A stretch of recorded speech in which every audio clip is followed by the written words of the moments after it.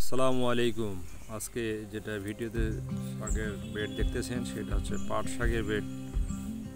আমি ইতিপূর্বে একটি পাট শাকের বেড লাগিয়েছিলাম, ওটি খাওয়া শেষ হয়ে গেছে। নতুন করে আরেকটি পাট শাকের বেড লাগিয়েছি।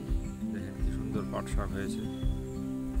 আপনি পাট শাক নিজেও খেতে পারেন, বাজারজাত করতে পারেন, কিন্তু আমি নিজেও খাই এবং আমার আশেপাশে যারা আছে তাদেরকেও দিয়ে থাকি।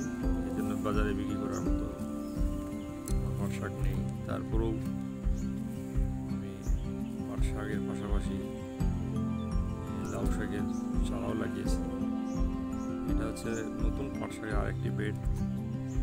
এই বেডের বয়স মাত্র 4 দিন। এই 4 দিনের মধ্যে দেখেন কি সুন্দর পাট শাক গজিয়েছে। শাকের ক্ষেত্রে আপনারা করবেন কি, একটু ঘন ফেলবেন, তাহলে ঘন শাক লাগালেও আপনার ঘাসের পরিমাণটা খুব কম হয়। সেক্ষেত্রে শাকের বিচির পরিমাণটা একটু বেশি করে দেবেন। অতিরিক্ত শাক হলে আপনি তুলে ফেলতে পারেন। আমি একই বেডে লাল শাক এবং পাট শাক লাগিয়েছি, কি সুন্দর হয়েছে। আর এখন শাকের মাটি খুব রসালো এবং উর্বর। আপনি যেটাই লাগাবেন সেটাই হবে। দেখেন কি সুন্দর হয়েছে পাট শাক। তার পাশাপাশি আমি লাল শাকও লাগিয়েছি।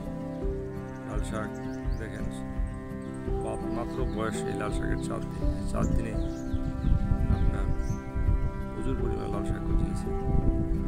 লাল শাক আসলে একটি খুব উপকারিত সবজি। আপনি লাল শাক নিজেও খেতে পারেন, অথবা আপনার আশেপাশের লোকজনকেও দিতে পারেন।